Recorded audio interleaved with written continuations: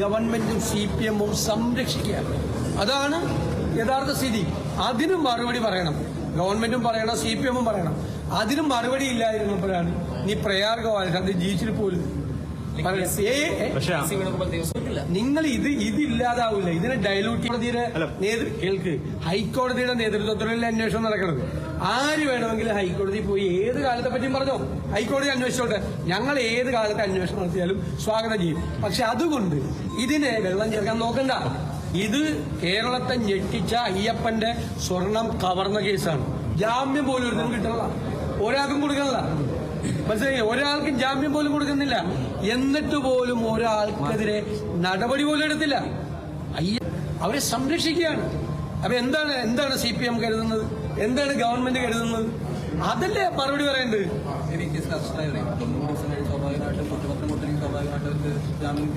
കൊടുത്തില്ലല്ലോ.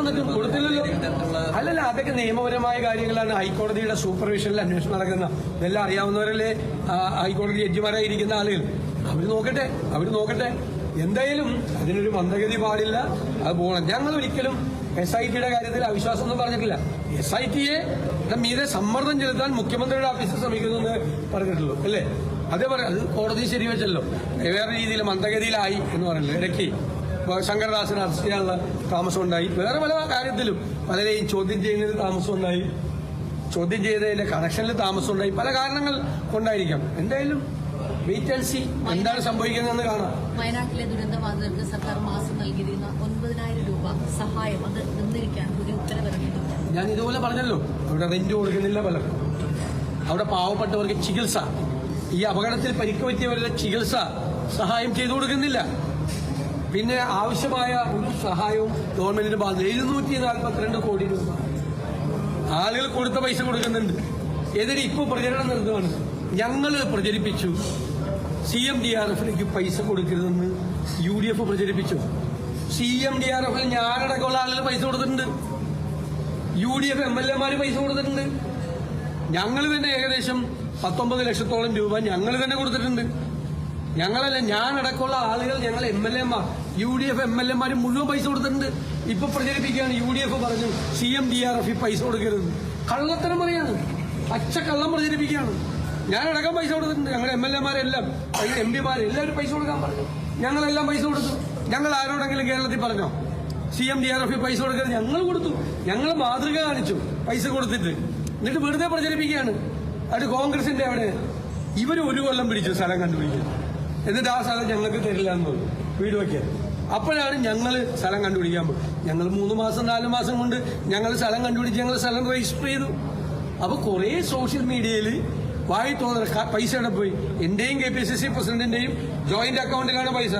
1 രൂപയും പോയിട്ടില്ല. ഇപ്പോഴാണ് ആദ്യമായിട്ട് ചെക്ക് ഞാൻ ഒപ്പിട്ട് കൊടുത്തത്. കാരണം ഈ സ്ഥലം മേടിക്കാനുള്ള ആവശ്യത്തിന് വേണ്ടിയുള്ള ചെക്ക് ഒപ്പിട്ട് കൊടുത്തത് ഇപ്പോഴാണ്.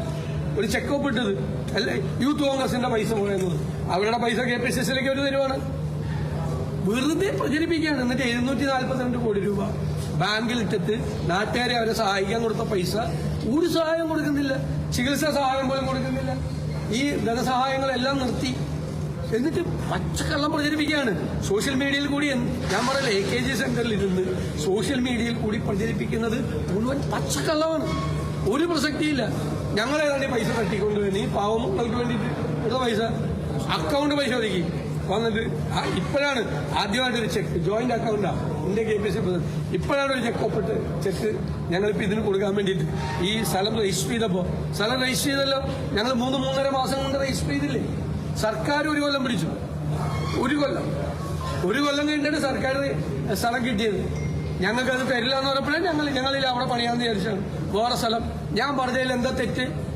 100 വീടിനുള്ള പൈസ കർണാടക ഗവൺമെന്റ് കൊടുത്തില്ലേ? 20 കോടി കൈമാറിയില്ലേ? ലീഗ് സ്ഥലം മേടിച്ച് നിർമ്മാണ പ്രവർത്തനം 100 വീടിന്റെ ആരംഭിച്ചില്ലേ? ഞങ്ങളിപ്പോ സ്ഥലം മേടിച്ചില്ലേ? അതിനെന്തൊരു അതിക്രമം വരുന്നത്? അതിലെന്താ തെറ്റ്? ഞാൻ പറഞ്ഞതിൽ എന്ത് ഫാക്ച്വൽ മിസ്റ്റേക്കാണ് ഉണ്ടായിരുന്നത്? ഈ 3 കാര്യമാണ് പറഞ്ഞത് ഞാൻ അല്ലേ. അതിൽ 2 കാര്യം, ഒരു കാര്യം നടന്നു, പൈസ ട്രാൻസ്ഫർ ചെയ്ത് കഴിഞ്ഞു 100 വീടിന്റെ. 2ാമത്തെ കാര്യം നിർമ്മാണ പ്രവർത്തനം നടന്നുകൊണ്ടിരിക്കും. 3ാമത്തെ കാര്യം ഞങ്ങൾ സ്ഥലം മേടിച്ചു, ഞങ്ങൾ നിർമ്മാണ പ്രവർത്തനം ആരംഭിക്കും. അതിലെന്ത് തെറ്റുള്ളത്? പച്ചക്കള്ളം പറഞ്ഞുകൊണ്ടിരിക്കുകയാണെങ്കിൽ CPM അതൊന്നും ഓടില്ല കേരളത്തിൽ. ജനസമ്പർക്ക പരിപാടിയുമായി CPM ഒരു സർക്കുലർ ഇറക്കിയിട്ടുണ്ട്. ജനങ്ങളുമായി തർക്കിക്കരുത്, പത്മകുമാറുമായി ബന്ധപ്പെട്ട വിഷയം വരുമ്പോൾ ഉചിത സമയത്ത് നടപടി ഉണ്ടാക്കുമെന്നൊക്കെയാണ്. അതൊക്കെ ജനങ്ങൾ ചോദ്യം ചോദിക്കുമെന്നും പാർട്ടിക്കാർ വീട്ടിലേക്ക് ചെല്ലുമ്പോൾ തടുത്തു നിർത്തുമെന്നും അറിയാൻ നന്നായിട്ട്. അതായിക്കോട്ടെ, പാർട്ടിക്കാർ പോയിക്കോട്ടെ. വേറൊരു പണിയായിട്ട് ഇറങ്ങിയിട്ടുണ്ട്. കോടിക്കണക്കിന് രൂപ മുടക്കി കേരളം മുഴുവൻ ഹോർഡിങ്സ് വെച്ചിരിക്കുക. എന്നിട്ട് വോളണ്ടിയർമാര് ഈ എന്താണ് ചെല്ലുവാണ്, വീടുകളിലേക്ക് ചെല്ലുകയാണ്. അതിൽ CPMന്റെ ഒരു സർക്കുലർ ഉണ്ട്. സർക്കാർ നടത്തുന്ന ആ പരിപാടിയിൽ പാർട്ടിക്കാർ തന്നെ പോകണമെന്ന്, സർക്കാരാണ് പൈസ കൊടുക്കണമെന്ന്. എന്നിട്ട് ഇതുവരെയുള്ള ഗവൺമെന്റിന്റെ നേട്ടം വീടുകളിലെത്തിക്കുക. മനസ്സിലായി? സർക്കാർ ചെലവിൽ ഞാനും നിങ്ങളും കൊടുക്കുന്ന നികുതി പണം ഉപയോഗിച്ചുകൊണ്ട് തെരഞ്ഞെടുപ്പ് പ്രവർത്തനം നടത്തുക. അതിൽ നിന്ന് സർക്കാർ പിന്മാറണം. ഇല്ലെങ്കിൽ ഞങ്ങൾ നിയമപരമായി തന്നെ നേരിടും. ഞങ്ങൾ കോടതിയിൽ കേസൊക്കെ കൊടുത്ത സർവേ ഇപ്പൊ എന്താ സർവേ? ഇപ്പൊ എന്താണ് കേരളം നന്നാക്കുന്നതിനെ പറ്റി സർവേ? ഇപ്പൊ ഇലക്ഷൻ വർക്കാണ് നടത്തുന്നത്. പാർട്ടിക്കാരെ വെച്ചുകൊണ്ട് പാർട്ടിക്കാർക്ക് പൈസ ഗവൺമെന്റ് ഖജനാവിൽ നിന്ന് പൈസ മുടക്കിക്കൊണ്ട് ചെയ്യണം. അതിൽ നിന്ന് പിന്മാറണം. പാർട്ടിക്കാർ വീട് കയറായിരിക്കണം അവരിഷ്ടം, അവർ കയറിക്കോട്ടെ. അത് നാട്ടുകാർ ചോദിച്ചോളും. ചെല്ലുമ്പോൾ ചോദിച്ചോളും. അത് ചോദിക്കാറിയാവുന്നതുകൊണ്ടാണ് ഈ പത്മകുമാറിന്റെ കാര്യം പറയുന്നത്. കാന്തപുരത്തിന്റെ വേദിയിൽ മുഖ്യമന്ത്രിക്ക് താങ്കൾക്കൊരു മറുപടി കൊടുക്കേണ്ടി സാഹചര്യം. അല്ല, മുഖ്യമന്ത്രി പറഞ്ഞത് എന്താ? മുഖ്യമന്ത്രി ഒരു തരത്തിൽ വർഗീയതയാണ് പറഞ്ഞുകൊണ്ടിരിക്കുന്നത്. അദ്ദേഹം യാതൊരു പരസ്പര ബന്ധമില്ലാതെ കേരളത്തിൽ നടന്ന വർഗീയ കലാപങ്ങൾ മുഴുവൻ പറയുകയാണ്. എന്റെ ഇടതുപക്ഷത്തിന്റെ സമയത്ത് ഒരു കുഴപ്പമില്ലെന്ന് പറയാ.